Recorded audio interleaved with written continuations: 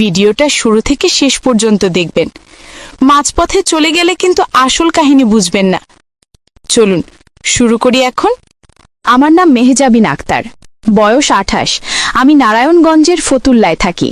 স্থানীয় একটি কলেজে ইংরেজি পড়াই। পড়াতে পড়াতে অনেক সময় মনে হয় আমি কি শুধু বইয়ের ভেতরেই বন্দী হয়ে আছি? বাইরের পৃথিবী কি আমার জন্য কিছু রাখেনি? প্রতিদিন সকাল থেকে বিকেল পর্যন্ত একই ক্লাসরুম, একই ব্ল্যাকবোর্ড, একই চেহারা দেখতে দেখতে কখনো কখনো বুকের ভেতর অদ্ভুত এক শূন্যতা জমে যায়। আমি কারো সাথে বেশি কথা বলি না।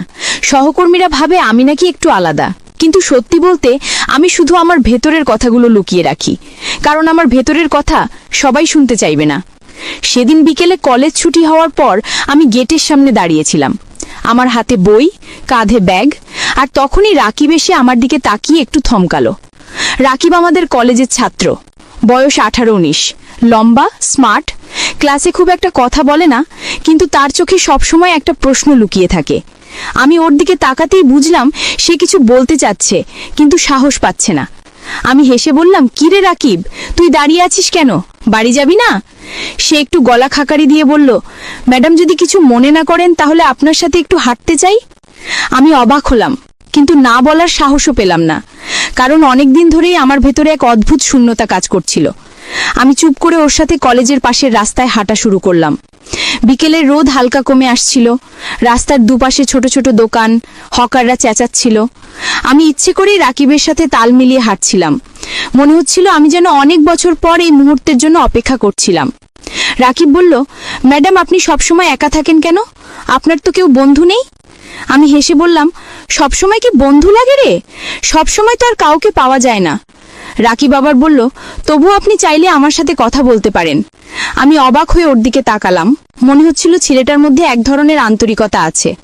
আমি বললাম, তুই তো আমার ছাত্র। ও হাসলো আর বলল, ছাত্র তো হতেই পারে, কিন্তু মানুষ তো আমি। আমি অবাক হয়ে চুপ করে গেলাম। সত্যি বলতে ভেতরে এক অদ্ভুত শিহরণ কাজ করছিল। হঠাৎ মনে হলো আমি কি ঠিক করছি, কিন্তু আবার মনে হলো আমি কেন নিজেকে আটকে রাখবো। কলেজের গেট পেরিয়ে আমরা একটু দূরে নদীর ঘাটের দিকে হাঁটছিলাম। সেখানে বাতাস বেশ ভালো, নদীর জল চিকচিক করছে। আমি বললাম, রাকিব তুই কি প্রায় এখানে আসিস? সে মাথা নেড়ে বলল, হ্যাঁ ম্যাডাম, আমি একা বসে থাকি, ভাবি, কিন্তু আজ আপনাকে সাথে পেলাম। আমি হেসে বললাম, আমি তোকে সঙ্গ দিতে এসেছি। রাকিবের চোখে এক ধরনের উচ্ছ্বাস ফুটে উঠল। আমি বুঝলাম ও খুশি, আমিও খুশি। নদীর পাশে একটা বেঞ্চে গিয়ে আমরা বসলাম। চারপাশে হালকা অন্ধকার নেমে আসছিল, হাওয়া বইছিল। আমি হঠাৎ করে নিজের হাতটা টেবিলের উপর রাখলাম। রাকিবও তার হাতটা কাছাকাছি রাখলো, যদিও ছুঁয়েছিল না, কিন্তু এত কাছে ছিল যে মনে হচ্ছিল ছুঁয়ে ফেলেছে। আমার বুকের ভেতর ধকধক করছিল। আমি মনে মনে ভাবছিলাম, আমি কি পাগল হয়ে যাচ্ছি? কেন আমি এই মুহূর্তটা এত উপভোগ করছি? রাকিব ধীরে ধীরে বলল, ম্যাডাম আমি চাই আপনার সাথে আরো সময় কাটাতে, শুধু ক্লাসরুমে নয়, বাইরেও। আমি চুপ করে তার কথাগুলো শুনছিলাম। আমার চোখ নদীর জলে আটকে ছিল। আমি বললাম, সময় কাটাতে চাইলে তুই আমায় কোথায় নিয়ে যাবি? রাকিব সঙ্গে সঙ্গে বলল, আপনার যেখানে ভালো লাগে আমি চলে যাব। আমি এক অদ্ভুত হাসি দিলাম। ভাবলাম, এত বছর আমি কেবল নিজেকে বেঁধে রেখেছি, আজ মনে হচ্ছে শ্বাস নিতে পারছি। নদীর হাওয়ায় আমার ওড়না উড়ে যাচ্ছিল। রাকিব সেটা ধরে দিল। আমি কিছু বলিনি, শুধু চুপচাপ ওর হাতের দিকে তাকালাম। মনে হচ্ছিল এই হাতের ছোঁয়া আমি চাই, কিন্তু বলতে পারছিলাম না। রাত নামছিল ধীরে ধীরে, লাইট জ্বলছিল চারপাশে। আমি বললাম, রাকিব আজকে যদি তুই আমাকে বাড়ি পৌঁছে দিস তাহলে ভালো হয়। সে মাথা নেড়ে রাজি হলো। আমরা হাঁটতে হাঁটতে কলেজের দিকেই ফিরছিলাম, কিন্তু আমার মনে হচ্ছিল এই হাঁটা যেন অন্যরকম, যেন আমাদের দুজনের ভেতরে একটা গোপন সেতু তৈরি হচ্ছে। বাসার সামনে এসে আমি বললাম, রাকিব ধন্যবাদ, আজকে সন্ধ্যা আমার ভালো লেগেছে। ওর চোখে অদ্ভুত একটা ঝিলিক দেখলাম। ও বলল, ম্যাডাম আমিও খুব খুশি। আমি হেসে বললাম, ঠিক আছে তুই এখন যা। ভেতরে যেয়ে দরজা বন্ধ করে দিলাম, কিন্তু আমার বুকের ভেতর এখনো সেই নদীর হাওয়া বাজছিল। আমি জানতাম এটাই শুরু। সেদিন রাতে আমি বিছানায় শুয়ে ঘুমাতে পারছিলাম না। চোখ বন্ধ করলেই নদীর ঘাটে কাটানো সেই মুহূর্ত মনে হচ্ছিল। রাকিবের সেই দৃষ্টি, ওর হাতের কাছে আমার হাত থাকা, হাওয়া খেলা করা, সবকিছু এতটা স্পষ্ট হয়ে উঠছিল যে আমি মনে মনে কেঁপে উঠছিলাম। আমি ভাবছিলাম, একজন শিক্ষক হয়ে আমি কেন এভাবে ভাবছি? কিন্তু আবার মনে হচ্ছিল, আমি তো মানুষ, আমারও তো অনুভূতি আছে, আমারও তো ইচ্ছে হয় কেউ আমার পাশে বসুক, আমার কথা শুনুক। পরদিন কলেজে গিয়ে যখন ক্লাসে ঢুকলাম তখন রাকিবকে সামনের বেঞ্চে বসা অবস্থায় দেখলাম। ওর চোখে সেই একই প্রশ্ন, সেই একই আন্তরিকতা। আমি পড়াতে পড়াতে ওর চোখের দিকেই বারবার চলে যাচ্ছিলাম, অথচ বাইরে থেকে কিছু বোঝার উপায় ছিল না। ক্লাস শেষে ও গেটের বাইরে দাঁড়িয়েছিল। আমি বের হতেই বলল, ম্যাডাম আজকে কি আবার একটু হাঁটবেন? আমি ভেতরে ভেতরে হাসলাম, কারণ আমি নিজেই চাইছিলাম হাঁটতে। আমি বললাম, হ্যাঁ চলো।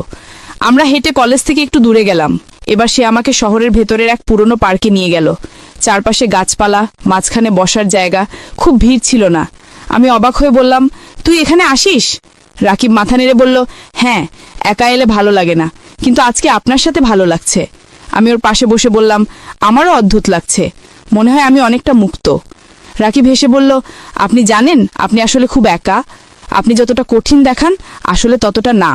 আমি চুপ করে গেলাম, কারণ ছেলেটা একেবারে আমার মনের কথাই বলে দিল। আমি বললাম, তুই কি মনে করিস আমি একা? রাকিব একটু কাছে এসে বলল, হ্যাঁ ম্যাডাম, আমি জানি, কারণ আপনার চোখে সেটা লেখা আছে। আমি বুকের ভেতর এক অদ্ভুত ঝড় অনুভব করলাম।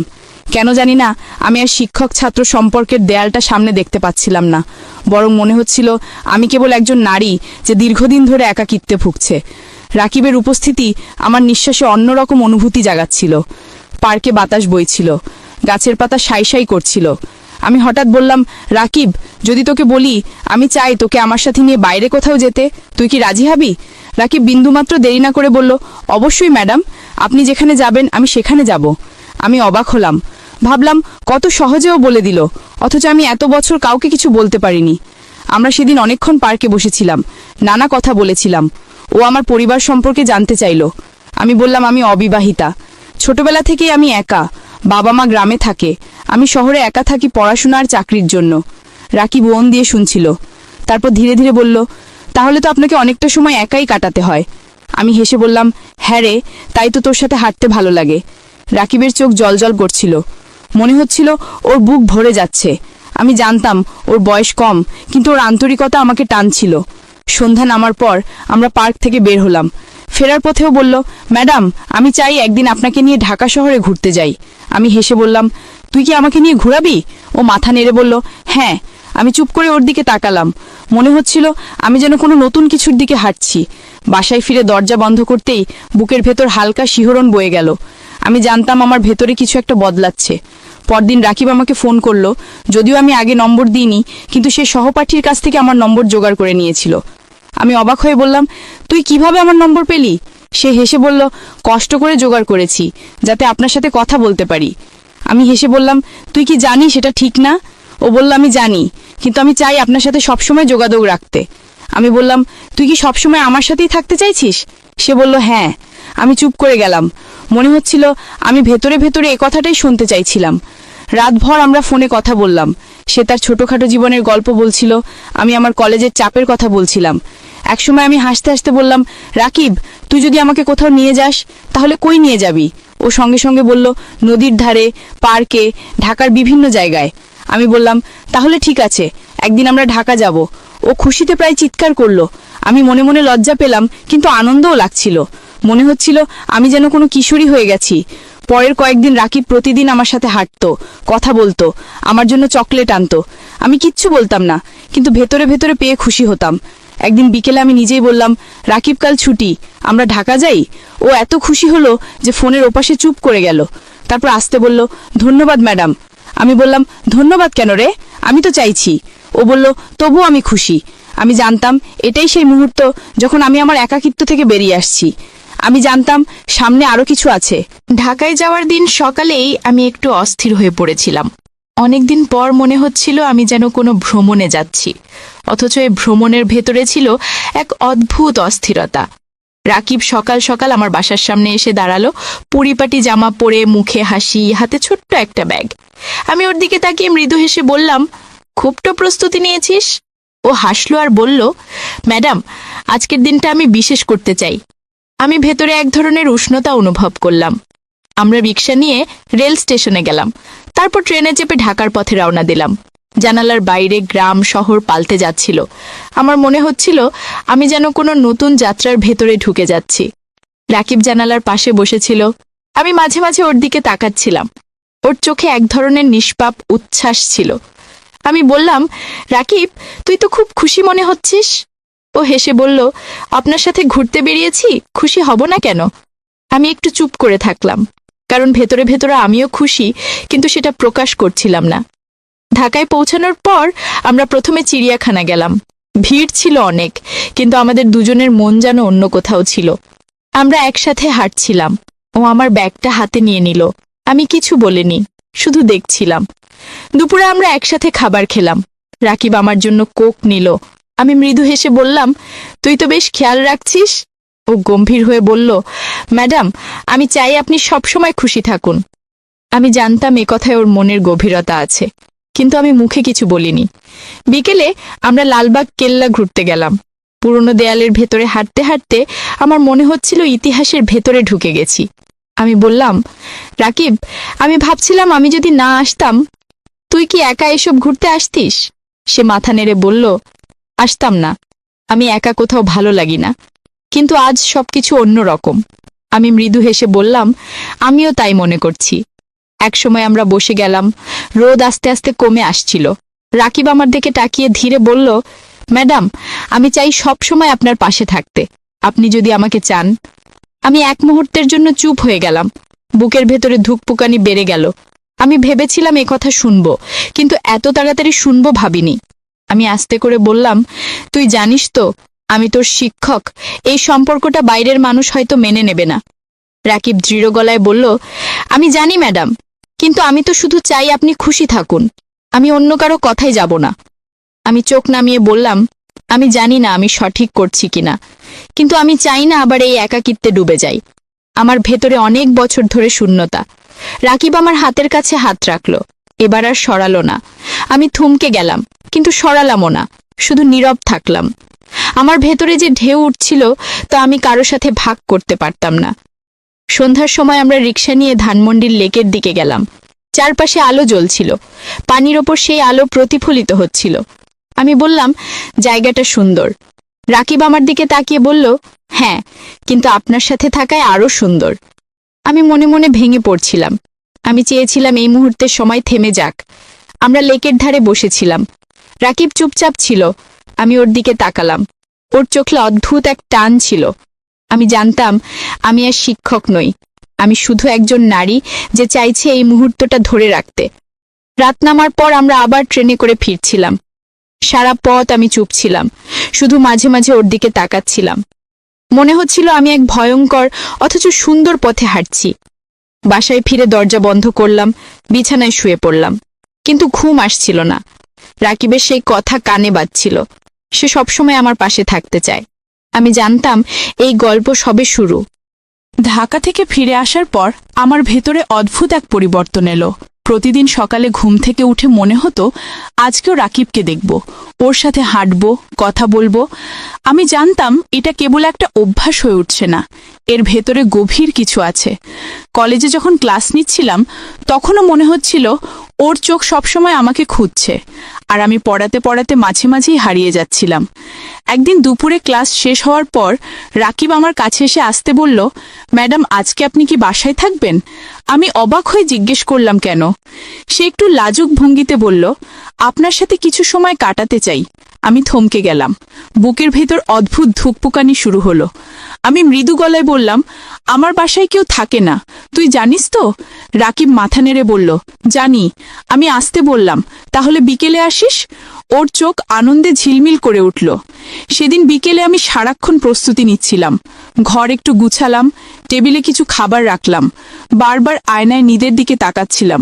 মনে হচ্ছিল আমি কোনো ছাত্রীর মতো প্রস্তুতি নিচ্ছি, অথচ আমি শিক্ষক। বিকেলে দরজার ঘণ্টা বাজার সাথে সাথেই আমার বুক কেঁপে উঠল। দরজা খুলতেই রাকিবকে দেখলাম, পরিপাটি জামা, হাতে ছোট্ট একটা বইয়ের ব্যাগ, মুখে মিষ্টি হাসি। আমি হেসে ভেতরে আসতে বললাম। ও ভেতরে এসে চারপাশে তাকালো, তারপর বলল, ম্যাডাম, আপনার বাসা বেশ সুন্দর। আমি বললাম, সুন্দর তো নয়, তবে শান্ত। রাকিব বলল, শান্ত মানেই তো সুন্দর। আমি হেসে চুপ করে গেলাম। আমরা বসার ঘরে বসেছিলাম। আমি কিছু নাস্তা এনে সামনে রাখলাম। ও বলল, ম্যাডাম, এত কষ্ট করার দরকার ছিল না। আমি বললাম, তোকে আসতে বলেছি তাই তো। সে হাসল। আমি টের পাচ্ছিলাম পরিবেশে অদ্ভুত এক নীরবতা কাজ করছে। আমরা গল্প শুরু করলাম। ও কলেজের কথা বলছিল, আমি আমার পড়াশোনার চাপের কথা বলছিলাম। কিন্তু মাঝে মাঝেই আমরা দুজনেই থেমে যাচ্ছিলাম, যেন কথার চেয়ে নীরবতা বেশি কিছু বলছে। রাকিব একসময় আসতে বলল, ম্যাডাম, আমি জানি এটা বলা ঠিক না, কিন্তু আমি প্রতিদিন আপনার কথা ভাবি। আমি চুপ করে ওর দিকে তাকালাম। মনে হচ্ছিল আমার বুকের ভেতরে সেই কথাটাই প্রতিধ্বনিত হচ্ছিল। আমি ধীরে বললাম, তুই জানিস তো, এইসব কথা বাইরের মানুষ মেনে নেবে না। ও দৃঢ়ভাবে বলল, আমি বাইরের কারো কথা শুনতে চাই না, আমি শুধু আপনাকে চাই। আমি চোখ নামিয়ে ফেললাম। বুকের ভেতর কাঁপন উঠছিল। কেন জানি না, আমি আর কোনো যুক্তি খুঁজতে পারছিলাম না। মনে হচ্ছিল আমি বহু বছর ধরে কারো এই কথাটাই শুনতে চাইছিলাম। হঠাৎ রাকিব আমার হাতের কাছে হাত রাখল। এবার সে সরালো না। আমি অবাক হলেও হাত সরালাম না, শুধু চুপ করে বসে থাকলাম। মনে হচ্ছিল এই স্পর্শে আমার শূন্যতা ভরছে। আমরা অনেকক্ষণ সেইভাবেই বসেছিলাম। হঠাৎ আমি উঠে গিয়ে জানালার পর্দা সরালাম। বাইরে সন্ধ্যা নামছিল, চারপাশে অন্ধকার ঢুকছিল, বাতাস বইছিল। আমি ফিরে এসে বললাম, রাকিব, তুই কি কখনো ভয় পাচ্ছিস? ও হেসে বলল, ভয় কিসের? আমি তো শুধু আপনাকে চাই। আমি চুপ করে গেলাম। সেই সন্ধ্যায় রাকিব অনেকক্ষণ আমার সাথে ছিল। আমরা গল্প করেছি, হাসাহাসি করেছি, আর বারবার মনে হচ্ছিল আমাদের মধ্যে দূরত্ব গলে যাচ্ছে। রাত নামার আগেও চলে গেল। দরজা বন্ধ করার পর আমি আয়নায় নিজের মুখের দিকে তাকালাম। মনে হচ্ছিল আমি অন্য কেউ হয়ে গেছি। পরদিন কলেজে গিয়ে রাকিবকে দেখতেই বুকের ভেতর ধুকপুকানি শুরু হলো। আমি ক্লাস নিচ্ছিলাম, কিন্তু মন বারবার চলে যাচ্ছিল আগের সন্ধ্যায়। মনে হচ্ছিল আমাদের মধ্যে অদৃশ্য এক সুতো জড়িয়ে গেছে, সেই সুতো আর কাটা যাবে না। দিনগুলো এভাবেই কেটে যাচ্ছিল। প্রতিদিন আমি রাকিবকে আরো কাছে টেনে নিচ্ছিলাম, আর ও আমার প্রতিটি মুহূর্ত দখল করে নিচ্ছিল। আমি জানতাম আমি এক ভয়ঙ্কর খেলা খেলছি, কিন্তু আবার মনে হচ্ছিল আমি বেঁচে উঠছি। আমি আর আগের মতো নিঃসঙ্গ নই। আমার পাশে একজন আছে যে আমাকে সত্যিই চায়, আর আমি চেয়েও প্রতিরোধ করতে পারছিলাম না। দিনগুলো যেন অদ্ভুত গতিতে পাল্টে যাচ্ছিল।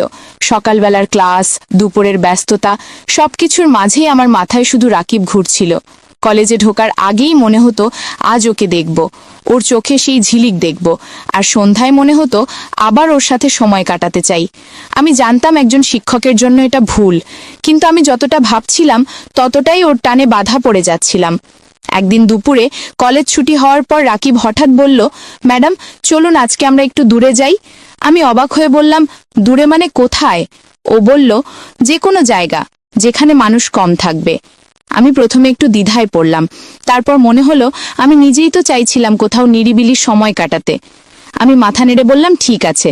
আমরা দুজনেই রিক্সা ধরে শহরের বাইরে একটু দূরে গেলাম, একটা ছোট্ট নদীর ধারে, যেখানে মানুষ কম থাকে। চারপাশে খোলা মাঠ, ঝোপঝাড়, দূরে কেবল কয়েকটা বাড়ি। নদীর পাশে বসতেই আমি টের পেলাম এক অদ্ভুত শান্তি। আমি বললাম, জায়গাটা বেশ সুন্দর। রাকিব হেসে বলল, আমি চাই আপনার সাথে এমন জায়গায় সময় কাটাতে যেখানে কেউ আমাদের বিরক্ত করবে না।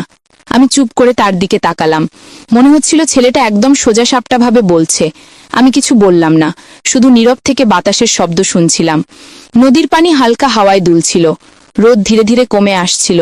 রাকিব আমার দিকে তাকিয়ে বলল, ম্যাডাম, আমি চাই আপনি জানুন আমি আপনাকে কতটা চাই। আমি বুকের ভেতরে কেঁপে উঠলাম। আমি আস্তে বললাম, তুই জানিস এটা ঝুঁকিপূর্ণ। আমাদের সম্পর্ক যদি কেউ জানে তাহলে অনেক সমস্যা হবে। রাকিব আস্তে আস্তে মাথা নেড়ে বলল, আমি জানি, কিন্তু আমি ভয় পাই না। আমি শুধু চাই আপনি আমার সাথে থাকুন। আমি চোখ নামিয়ে ফেললাম, কারণ আমি জানতাম এই কথাই আমার ভেতরের সত্য। আমি আসলে চাই ও আমার সাথে থাকুক। আমি চাই কেউ আমাকে চাউক। আমি চাই একাকিত্ব ভাঙুক। আমি সেই মুহূর্তে বুঝলাম আমি আর নিজেকে আটকাতে পারবো না। আমরা অনেকক্ষণ নদীর ধারে বসেছিলাম, কথা হচ্ছিল না, কিন্তু নীরবতার ভেতরেই যেন সব কথা হয়ে যাচ্ছিল। হঠাৎ আমি উঠে দাঁড়ালাম, বললাম, রাকিব, চল বাড়ি ফিরি। ও আমার দিকে তাকিয়ে আসতে বলল, ম্যাডাম, আমি চাই আরো কিছুক্ষণ এখানে থাকতে। আমি হেসে বললাম, ঠিক আছে, কিন্তু অন্ধকার হয়ে আসছে। আমরা কিছুক্ষণ দাঁড়িয়ে নদীর দিকে তাকালাম, তারপর একসাথে রিকশায় করে ফিরলাম। ফেরার পথে আমি খেয়াল করলাম রিকশার হ্যান্ডেলে আমার হাত ছিল, আর ওর হাত তার পাশে, এতটাই কাছাকাছি যে প্রায় ছুঁয়ে যাচ্ছিল। আমি হাত সরালাম না, বরং নীরবভাবে অনুভব করছিলাম। সেই নীরব স্পর্শ আমাকে ভেতরে ভেতরে কাঁপিয়ে তুলছিল। বাসায় ফিরে রাতে আমি সারাক্ষণ ওর কথাই ভাবছিলাম। ফোন হাতে নিয়েই ছিলাম, কিন্তু কল করছিলাম না। অবশেষে ও ফোন করলো। আসতে বলল, ম্যাডাম, আজকের দিনটা আমার জীবনের সেরা দিন। আমি চোখ বন্ধ করে হাসলাম আর বললাম, আমারও তাই মনে হচ্ছে। সেই রাতে আমরা দীর্ঘক্ষণ কথা বললাম। আমি টের পেলাম আমাদের মধ্যে যে দূরত্ব ছিল তা আস্তে আস্তে মুছে যাচ্ছে। দিন কয়েক পর আবার রাকিব আমাকে বলল, ম্যাডাম, আমি চাই একদিন আপনার সাথে বাইরে কোথাও রাত কাটাতে। আমি প্রথমে চমকে উঠলাম, বুকের ভেতর যেন ধক করে উঠল। আমি বললাম, রাকিব, তুই বুঝিস তো এই কথার মানে কি? ও শান্ত গলায় বলল, হ্যাঁ আমি বুঝি। আমি জানি এটা বলা ঠিক না, কিন্তু আমি চাই আপনি আর আমি কিছু সময় একেবারে একা থাকি, যেখানে আমাদের কেউ চিনবে না। আমি কয়েক মুহূর্ত চুপ করে রইলাম। মন অদ্ভুতভাবে দুলছিল। আমি জানতাম ওর কথার ভেতরে ঝুঁকি আছে, কিন্তু আবার মনে হচ্ছিল আমি নিজেও তো তাই চাইছি। আমি ধীরে বললাম, আমি ভেবে দেখব। সেই রাতে আমি ঘুমাতে পারিনি। জানালার পাশে বসে শহরের আলো দেখছিলাম। মনে হচ্ছিল আমি এক নতুন অন্ধকারের দিকে হাঁটছি, কিন্তু সেই অন্ধকারই আমার আলো হয়ে উঠছে। আমি বুঝতে পারছিলাম আমি ধীরে ধীরে ডুবে